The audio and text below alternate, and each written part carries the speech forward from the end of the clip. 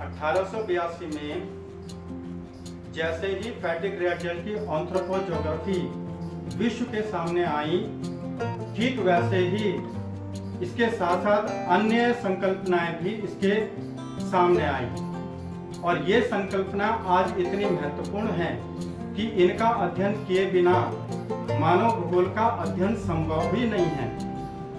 प्यारे दोस्तों, आज हम इन्हीं संकल्पनाओं का, इन्हीं कॉन्सेप्ट्स का हम अध्ययन करेंगे। आज का ये वीडियो कुछ लंबा जरूर हो सकता है क्योंकि इस वीडियो को बनाने में मैंने काफ़ी मेहनत की है और हर एक कॉन्सेप्ट को बड़ी बारीकी से बताने की कोशिश की है। किसी स्टूडेंट को ये मालूम नहीं होगा कि आखिरकार कॉन्सेप्ट होता क्या है, तो उसकी परिभाषा को भी मैंने स्पष्ट करने का प्रयास किया है और ये बताने का प्रयास किया है कि किस तरह से मानव भूगोल के कॉन्सेप्ट का, विषय का अध्ययन करना चाहिए। तो आइए स्टडी करते हैं उन कॉन्सेप्ट्स के बारे में जो मानव भूगोल का आधार हैं।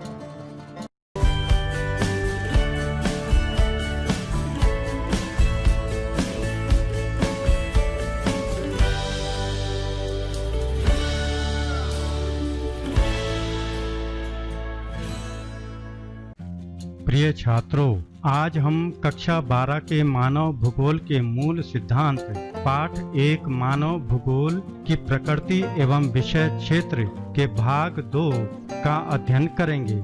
आज के चर्चा बिंदु कुछ इस प्रकार से हैं। पहला, प्रकृति और मानव का संबंध। दूसरा, संकल्पना का अर्थ। तीसरा, मानव भूगोल की संकल्पनाएं। चौथा, नियतिवादी की संकल्पना। पांचवा, संभववादी की संकल्पना। छठा, नव निश्चयवादी संकल्पना। सातवां, मानव का प्राकृतिकरण और आठवां, प्रकृति का मानवीकरण और नौवां, नियतिवाद, संभववाद और नव निश्चयवाद संकल्पना में अंतर और जाते जाते फोकस और टेस्टिंग सैंपल। तो चलिए आज हम शुरू करते हैं इन बिंदुओं पर चर्चा। सबसे पहले जिक्र करते हैं प्रकृति और मानव का संबंध।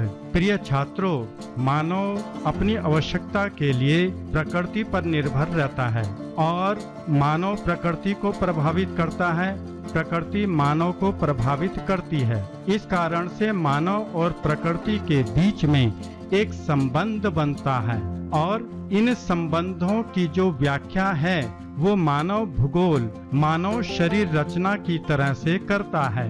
जैसे पृथ्वी का वर्णन करता है रूप के आधार पर और तूफान का वर्णन करता है आंख के आधार पर और नदी का वर्णन करता है मुख के आधार पर। ठीक इसी प्रकार से हिम नदी यानी ग्लेशियर का नासिका और जल डमरू मध्य यानी संधि का गले के आधार पर, गांव और नगरों का वर्णन ऑर्गेनिज्म जीवों के आधार पर, सड़कों, रेल मार्गों और जल मार्गों का वर्णन परिसंचरण यानी आर्टरीज ऑफ सर्कुलेशन के आधार पर करता है और इस रूप का वर्णन करने से और प्रकृति के साथ अपना संबंध प्रकट करने से अनेकों विचार और अनेकों संकल्पनाएं मानव भूगोल में आई और उन्हीं संकल्पनाओं का जिक्र आज हम करेंगे। आखिरकार संकल्पना क्या होती है? जेम्स के अनुसार संकल्पना किसी वस्तु या घटना के प्रति मानस पटल पर उभरा हुआ चित्र है। यह किसी घटना अथवा दृश्य तत्व का सैद्धांतिक चिंतन या विचार होता है जिसका मापन नहीं किया जा सकता है। हम कुछ इस प्रकार से समझ सकते हैं। सबसे पहले मानव जब किसी दृश्य, विषय, वस्तु या घटना को देखता है तो उसके बारे में उसके मानस पटल पर एक विचार आता है और उसी को कहा जाता है संकल्पना का उत्पन्न होना। जब ऐसी संकल्पना आती है तो सबसे पहले उसकी सत्यता जांचने के लिए उसका परीक्षण किया जाता है, प्रयोग किया जाता है और उस प्रयोग को करने के लिए हमें विधि यंत्रों की और नीति के निर्धारण की आवश्यकता होती है। और जब किसी नीति के द्वारा हम ये निर्धारित कर लेते हैं कि अमुक जो तथ्य है या विचार है वो सत्यता के करीब है, तब वह हमें उसका अनुभव होता है, उसका सामान्य स्वरूप का एहसास होता है, अनुभव होता है।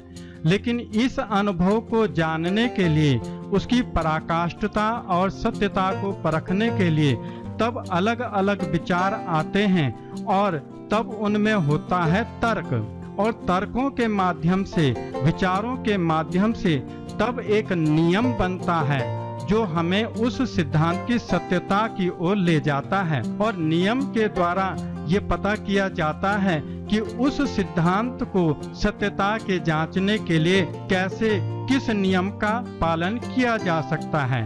और जब एक बारी नियमों का निर्धारण हो जाता है तो तब वह एक जो विचार होता है वह सिद्धांत के रूप में सामने आता है। इस प्रकार से कोई भी कॉन्सेप्ट अपने मजबूत रूप में सामने आता है, लेकिन सिद्धांत और कॉन्सेप्टों में सुधार होते रहते हैं, और जैसे जैसे ये सुधार होते हैं तो नए विचार आते हैं, और नए विचारों के साथ में फिर दोबारा से नई संकल्पनाएं जन्म लेती हैं। इस प्रकार से ये चक्र चलता रहता है और नई संकल्पनाएं और नए सिद्धांत बनते रहते हैं। इस प्रकार से जैसे जैसे मानव भूगोल का विकास हुआ वैसे वैसे इसमें अनेकों विचारधाराएं आई, और इन विचारधाराओं के कारण मानव भूगोल में द्वैतवाद आया। किसी विषय या घटना के बारे में जब लोगों का अलग अलग अपना मत अथवा विचार होता है तब उस स्थिति को द्वैतवाद कहा जाता है। इस द्वैतवाद यानी अलग अलग विचारधाराओं ने मानव भूगोल को 3 भागों में बांट दिया। पहला, नियतिवादी संकल्पना जिसे एनवायरमेंटल डिटरमिनिज्म कहा जाता है। दूसरा, संभववादी संकल्पना जिसे पॉसिबिलिज्म कहा जाता है। और तीसरा, नियो डिटरमिनिज्म यानी जिसे नव निश्चयवादी संकल्पना कहा जाता है। आज इन्हीं तीनों संकल्पनाओं पर आज हम चर्चा करते हैं। सबसे पहले आइए जिक्र करते हैं नियतिवादी अर्थात निश्चयवादी संकल्पना जिसे एनवायरमेंटलिज्म डिटरमिनिज्म के नाम से जाना जाता है।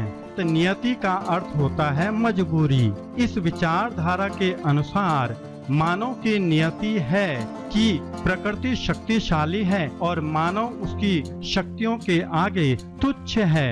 विचारधारा का विकास 18वीं शताब्दी में जर्मनी में हुआ, जब भूगोलवेता कांट, जिनका जन्म 1724 में जर्मनी में हुआ, जर्मन भूगोलवेता फ्रेडरिक रेटजेल मानव भूगोल के जनक इस संकल्पना के प्रतिपादक हैं। इसके अलावा हिप्पोक्रेट्स, जिनका काल 420 ईसा पूर्व, स्टेबो, बोदीन, हेरोडेटस, हम्बोल्ट, हैकल, बकल, अरस्तु, कुमारी सैंपुल इस सिद्धांत के समर्थक हैं। इस विचारधारा के अनुसार मानव प्रकृति की शक्तियों के आगे तुच्छ है। रेटजेल के अनुसार मानव अपने वातावरण की उपज है। Man is the product of the nature, और वातावरण की शक्तियां मानव शक्तियों को नियंत्रित करती हैं। दूसरी तरफ अरस्तु का कहना है मानव प्रकृति का दास है, तथा रेटजेल की शिष्या कुमारी सैंपुल ने कहा मानव भूतल की उपज है। इस प्रकार इस संकल्पना को मानने वालों ने कहा कि प्रकृति शक्तिशाली है और प्रकृति के लक्षण भूमि की बनावट, जलवायु, मिट्टी, पदार्थ, जल, वनस्पति, मनुष्य के रहन सहन, आर्थिक, सामाजिक, सांस्कृतिक क्रियाओं पर प्रभाव डालती है, और मानव की नियति है कि वह इसके अनुसार अपने को ढाल लेता है और उसे माता की तरह पूजता है और इसकी शक्तियों के आगे वह विवश है। इस प्रकार यह सिद्धांत मानव के प्राकृतिककरण का पोषक है और इस बात पर बल देता है कि प्रकृति शक्तिशाली तत्व है। निश्चयवादी संकल्पना के पश्चात एक नई संकल्पना और आई जिसे संभववाद की संकल्पना के नाम से जाना जाता है। संभववाद का अर्थ है बदलने की संभावना, अर्थात इस विचारधारा के अनुसार मानव शक्तिशाली प्राणी है। वह अपने ज्ञान और परिस्थिति के बल पर किसी भी अवस्था या परिस्थिति को बदल सकता है। इस संकल्पना का प्रतिपादन सबसे पहले फ्रांसीसी विद्वान फेवरे ने किया था। फेवरे के अनुसार कहीं भी कोई आवश्यकता अनिवार्यता नहीं है, हर कहीं संभावना है और मानव संभावना का स्वामी है। There are no necessities but everywhere possibilities and man as a master of these possibilities। दूसरी तरफ विडाल डी ब्लास ने कहा, प्रकृति मानव के लिए एक सलाहकार से अधिक नहीं है। Nature is never more than adviser. इसके अलावा Isaiah Bowman, Jean Brunhes, Goldenweiser आदि इस संकल्पना के समर्थक हैं। इस संकल्पना के अनुसार प्रकृति मानव के लिए साधन जुटाती है, अवसर प्रदान करती है। मनुष्य को प्रकृति नहीं बनाती, अपितु मनुष्य स्वयं को बनाता है और मनुष्य अपनी आवश्यकता के अनुसार प्राकृतिक वातावरण में परिवर्तन कर लेता है। जैसे मनुष्य ने गर्म क्षेत्रों का तापमान वातानुकूलन से अपने लायक बना दिया है और शीत क्षेत्रों को गर्माहट के द्वारा अपने लायक बना दिया है, महासागरों पर पुल बनाए हैं। इस प्रकार से यह संकल्पना प्रकृति के मानवीयकरण पर बल देती है और मानव को भोगवादी स्वार्थी बनाती है और प्रकृति के दोहन को प्रेरित करती है। इन दो संकल्पनाओं के पश्चात एक तीसरी संकल्पना और आई, जिसे नियो डिटर्मिनिज्म कहा जाता है या वैज्ञानिक निश्चयवाद कहा जाता है। इस नव निश्चयवाद विचारधारा के प्रतिपादक थॉमस ग्रिफ्थ टेलर थे, जिनका जन्म लंदन में 1880 में हुआ और 1882 में उन्होंने अपना आवास ऑस्ट्रेलिया में किया। ये वही व्यक्ति हैं जिन्होंने क्लाइमोग्राफ और हीदरग्राफ का निर्माण किया था। टेलर ने इस नई संकल्पना को नव निश्चयवाद या रुको और जाओ, स्टॉप एंड गो कॉन्सेप्ट का नाम दिया। टेलर के अनुसार मानव आरामदायक प्रकाशवान शहर बना सकता है और सहारा को उपजाऊ बना सकता है, लेकिन मानव को इसकी कीमत चुकानी होगी। टेलर के अनुसार मानव चौराहे पर खड़े एक सिपाही की तरह है, जो आते जाते यातायात की गति को तेज या कम कर सकता है, लेकिन उनकी दिशा को बदल नहीं सकता। इस विचारधारा के अनुसार ना कहीं अधिक मजबूरी है और ना ही कहीं अधिक स्वतंत्रता है, अपितु हम प्रकृति के नियमों का पालन करके प्रकृति पर विजय प्राप्त कर सकते हैं। इस विचारधारा के समर्थक कार्ल सॉर, टेलर, रोजर किंसूल, जॉर्ज टैथम, बुलरीज और स्पेट थे। इस विचारधारा के अनुसार यद्यपि प्रकृति सीमाओं का निर्धारण करती है, आपदाएं बाधाओं से रोकती हैं, तो भी हम रुककर अपना विकास कर सकते हैं और प्रकृति को साथ लेकर के आगे बढ़ सकते हैं, अन्यथा अत्यधिक विकास की कीमत चुकानी होगी। स्पष्ट है, आज अत्यधिक विकास की इस चाल ने, संभववाद ने आज हरित ग्रह प्रभाव, ओजोन परत क्षय, प्रदूषण, ग्लोबल वार्मिंग, ग्लेशियरों का पिघलना, महामारी आदि जैसी बातों को सत्य सिद्ध किया है और मानव के स्वस्थ विकास की ओर बल दिया है। अब हम मानव का प्राकृतिकरण और प्रकृति का मानवीकरण के बारे में जिक्र करेंगे। सबसे पहले मानव का प्राकृतिकरण का मतलब उस अवस्था से है कि जब मानव अपने जीवन को प्राकृतिक दशाओं और प्रकृति की शक्तियों के अनुसार ढाल लेता है और उस अवस्था को मानव का प्राकृतिकरण कहा जाता है। मानव अपने जीवन में प्रकृति का महत्व समझता है और नितांत रूप से वह प्राकृतिक वातावरण में प्राकृतिक तौर तरीके से रहता है। जीवन में अति आधुनिकता भोगवादिकता को ना स्वीकार करके अपितु वन, पर्वत, पठार, नदियों, शुद्ध वायु, मैदान आदि की अवस्था में बिना कोई परिवर्तन की अपना जीवन व्यतीत करता है और कृषि, भोजन, वस्त्र और प्रकृति की शक्तियों के अनुसार अपना पालन करता है।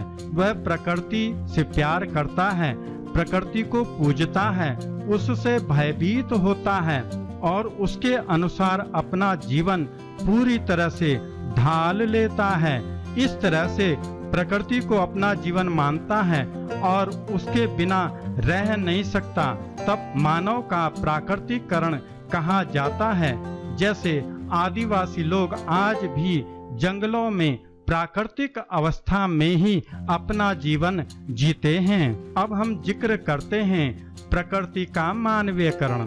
प्रकृति का मानवीयकरण का अर्थ है जब मानव प्राकृतिक चुनौतियों, बाधाओं जैसे सर्दी, गर्मी, बरसात, बाढ़, आपदा को नकारते हुए प्रकृति को अपने अनुसार ढाल लेता है।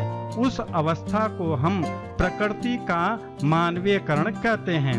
अर्थात जब मनुष्य अत्यधिक महत्वाकांक्षा और विकास के लिए प्राकृतिक बाधाओं और चुनौतियों को दूर करके प्राकृतिक वातावरण व दशाओं को अपने लायक बनाता है, तब प्रकृति का मानवीयकरण कहा जाता है। जैसे गर्मी में मानव शीत के लिए एयर कंडीशन का प्रयोग करता है और अत्यधिक शीत में वह हीटर का प्रयोग करता है। अनाज भंडारण के लिए शीत ग्रह और अनाज उगाने के लिए कृत्रिम ग्रहों का प्रयोग करता है। ईंधन के लिए वह विद्युत और लकड़ी के स्थान पर डीजल, पेट्रोल का प्रयोग करता है।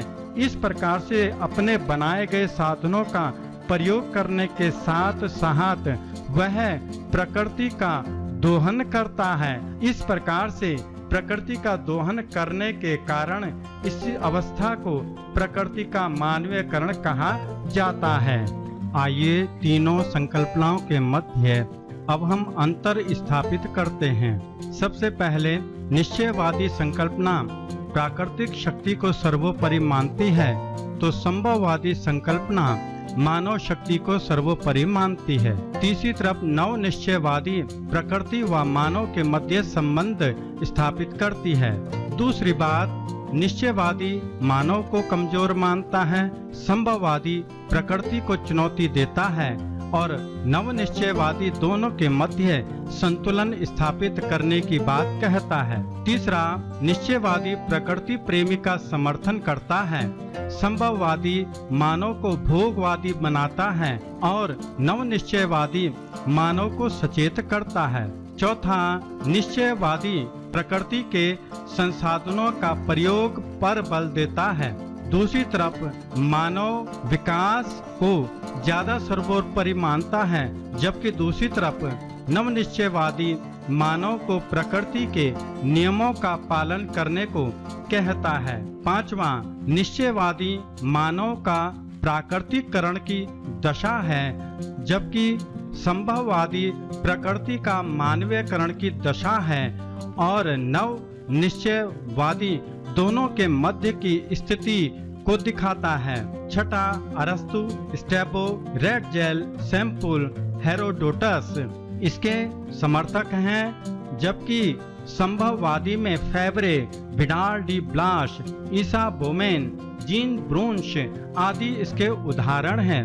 नवनिश्चयवादियों में ग्रिफ्थ टेलर, कार्ल सौर, बुलरीज और स्पेट इसके प्रमुख वैज्ञानिक हैं, इसके प्रमुख समर्थक हैं। सातवां, निश्चयवादी बाढ़, अकाल, तूफान, भूकंप इसके उदाहरण हैं, जबकि संभववादी विचारधारा में प्रदूषण, गंदगी, महामारी, भूचरण, दुर्घटना, बीमारियां इस स्थिति के उदाहरण हैं। तीसरी तरफ नवनिश्चयवादी में प्रदूषण पर नियंत्रण, स्वस्थ समाज, स्वस्थ प्रजा और स्वस्थ लोग और बीमारी मुक्त समाज इस दशा का उदाहरण है।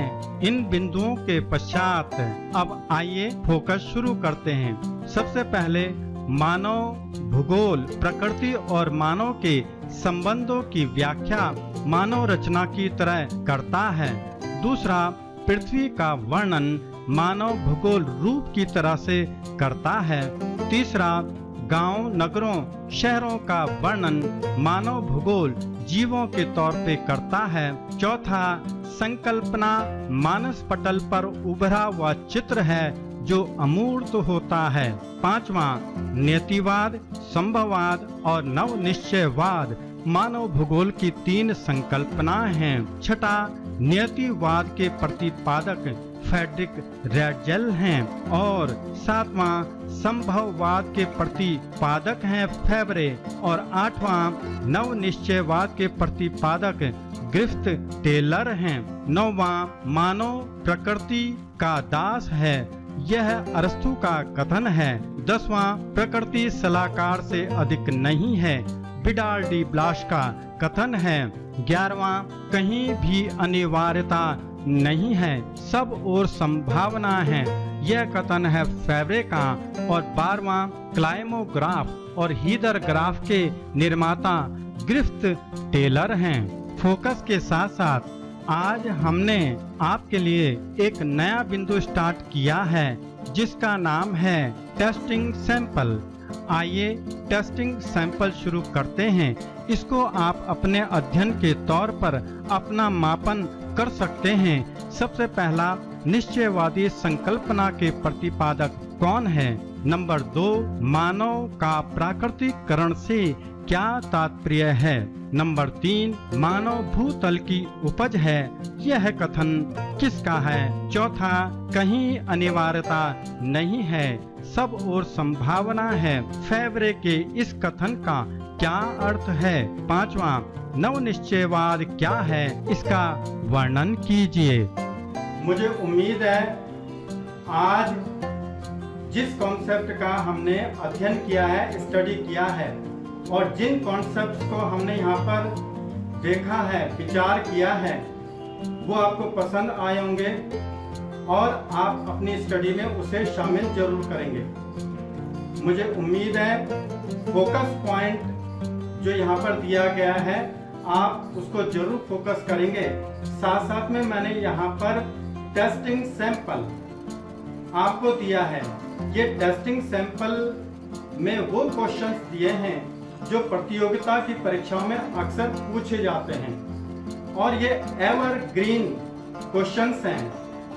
किसी भी लेवल की कोई एग्जाम हो या परीक्षा हो उसमें ये क्वेश्चंस आते हैं। दूसरी बात, टेस्टिंग सैंपल से आप ये देख सकते हैं कि आखिरकार इस वीडियो में जो फोकस पॉइंट आए हैं और इसके अंदर जो चर्चा की है उसमें हमारा माइंड कहां तक पहुंचा है। ये जो टेस्टिंग सैंपल है ये उन टीचर्स को भी मदद करेगा कि जो ऑनलाइन स्टडी में बिलीव करते हैं, विश्वास करते हैं और इससे उनके समय की बचत होगी कि स्टूडेंट को उन्हें होमवर्क नहीं देना पड़ेगा, ऑलरेडी इसमें प्रिपेयर किया हुआ होमवर्क है। तो मुझे उम्मीद है आपको ये आज का वीडियो बहुत पसंद आया होगा और अगले वीडियो के लिए फिर दोबारा हम मिलेंगे। तब तक best of luck, best of journey, happy teaching, happy viewing.